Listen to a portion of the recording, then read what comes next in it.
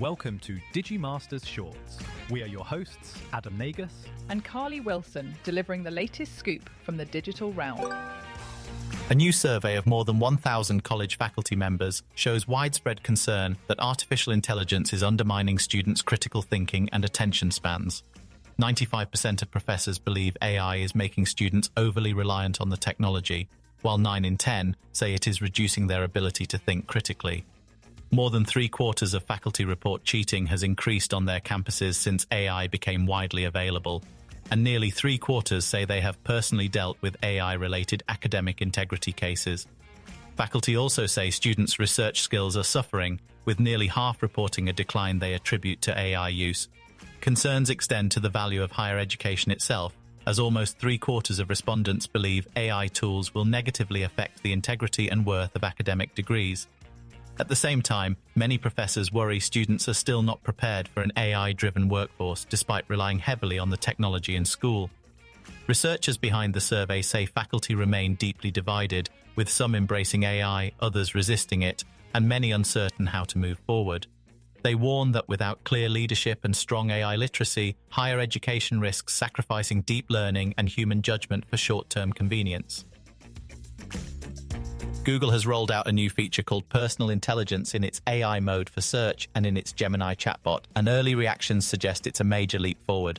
The feature allows Gemini, with user permission, to reason across Gmail, Photos, search history, YouTube, and other Google services to deliver deeply personalized answers. Business Insider reporter Pranav Dixit described the experience as startling, saying it felt like Google had been keeping a detailed notebook of his life. Unlike other chatbots that rely on limited integrations, Gemini benefits from Google's vast archive of what users have actually searched, saved, emailed, and photographed.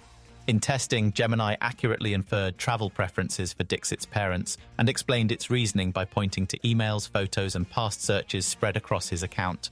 The system was also able to locate his license plate number from car photos and identify his car insurance renewal date from emails. Google says it filters or obfuscates personal data and does not train models to memorize sensitive details, even as it can retrieve them when asked.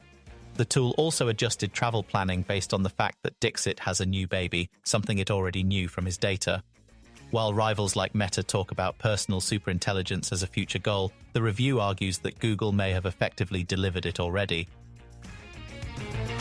The White House is facing criticism after posting an altered image of civil rights attorney Nikema Levy-Armstrong that made her appear to be crying during her arrest. The original photo, released by Homeland Security Secretary Kristi Noem, showed Levy-Armstrong handcuffed and composed, wearing pink lipstick and not in visible distress.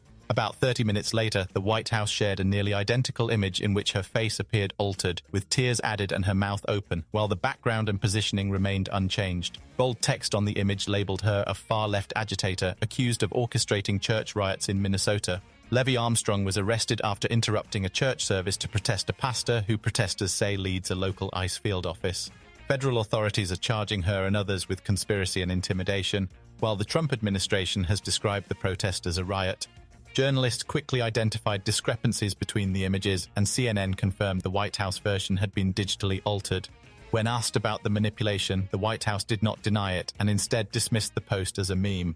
Critics argue the undisclosed alteration of an arrest photo shared through an official government account risks misleading the public and shaping perception of an unconvicted citizen. At the World Economic Forum in Davos, leaders of the top AI labs traded sharp public jabs that made the industry rivalry look like a political primary. Google DeepMind CEO Demis Hassabis questioned OpenAI's move to test ads in ChatGPT, suggesting the company may be under pressure to generate revenue. Anthropic CEO Dario Amodei followed by arguing his company doesn't need to monetize mass users and warned darkly about AI risks, even comparing US GPU exports to China to selling nuclear weapons. OpenAI fired back through its policy chief Chris Lehane, who accused rivals of elitism and defended monetization as necessary to pay for massive computing costs.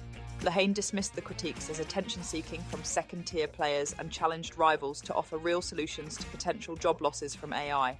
He framed the confrontation in openly political terms, portraying OpenAI as the frontrunner and its critics as challengers trying to define themselves in opposition. Behind the rhetoric, all three labs are aggressively competing for enterprise customers and AI capacity, with enormous financial stakes involved.